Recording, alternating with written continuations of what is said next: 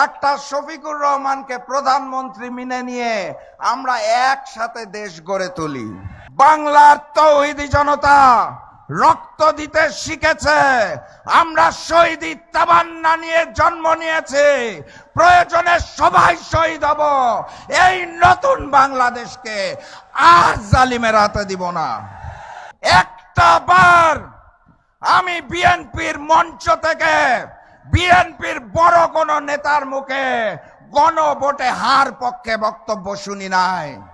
যদি মনে করেন আগামীর বাংলাদেশ গড়ে তোলার জন্য কাঁধে কাঁধ মিলিয়ে আমরা একসাথে কাজ করতে রাজি আছি, তাহলে আমি বিএনপিকেও আমন্ত্রণ জানাবো।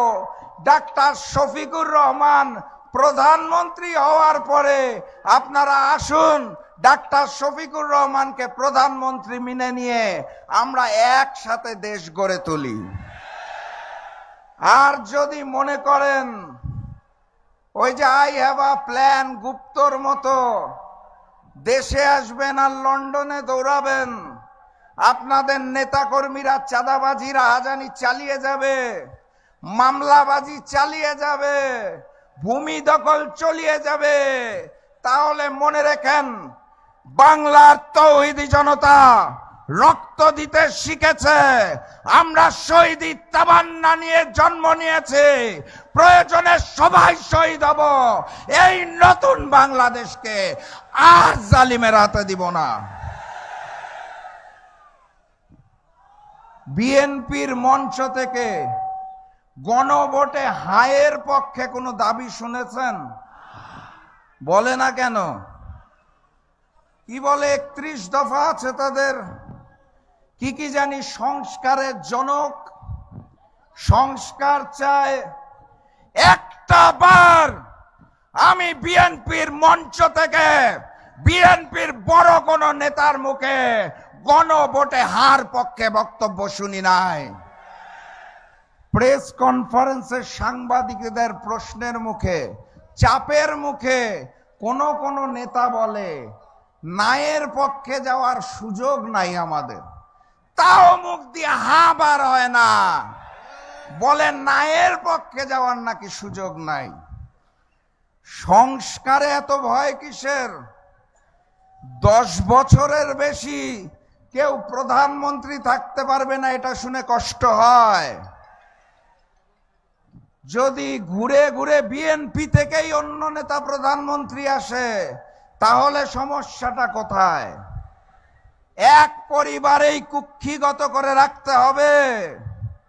শেখ পরিবারও চেষ্টা করেছিল বাপ দাদার পৈতৃক সম্পত্তি বানানোর জন্য দেশটাকে। আমরা সেদিনও জুলাই গণঅভ্যুত্থানে মাঠে ময়দানে নেমে বারবার বলেছিলাম, এই বাংলাদেশ কারো বাপ দাদার সম্পত্তি নয়, এই বাংলাদেশ জনগণের। জনগণ যাকে চাবে তাকেই দেশের সেবার দায়িত্ব দিতে হবে।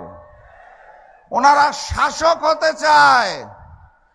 কুষ্টিয়ায় যে 4 জন এমপি পদপ্রার্থী, আমি সেই 4 জনের পক্ষ থেকে ওয়াদা করছি, জামাতের 4 প্রার্থী শাসক হতে চায় না, তারা সেবক হতে চায়। আপনারা সেবক হিসেবে আমাদের 11 দলের মনোনীত প্রার্থী বাংলাদেশ জামাত ইসলামের 4 জনকে দাঁড়িপাল্লা প্রতীকে ভোট দিয়ে 12 তারিখ জয়যুক্ত করবেন। শরীফ ওসমান বিন হাদির রক্তের কসম, জুলাই গণঅভ্যুত্থানে শহীদদের রক্তের কসম, পিলখানায় 54 জন চৌকস অফিসার যে শহীদ হয়েছিল তাদের রক্তের কসম, শাপলায় যারা শহীদ হয়েছিলেন তাদের রক্তের কসম, নরেন্দ্র মোদী বিরোধী আন্দোলনে যারা শহীদ হয়েছিলেন তাদের রক্তের কসম।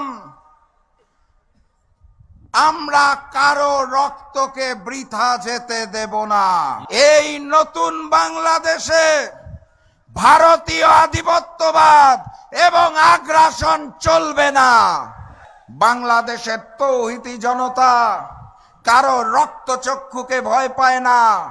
বাংলাদেশের তৌহিদি জনতা, ঐক্যবদ্ধ বাংলাদেশের নেতৃবৃন্দ মাথা নত করলে শুধুমাত্র আল্লাহর সামনে মাথা নত করে।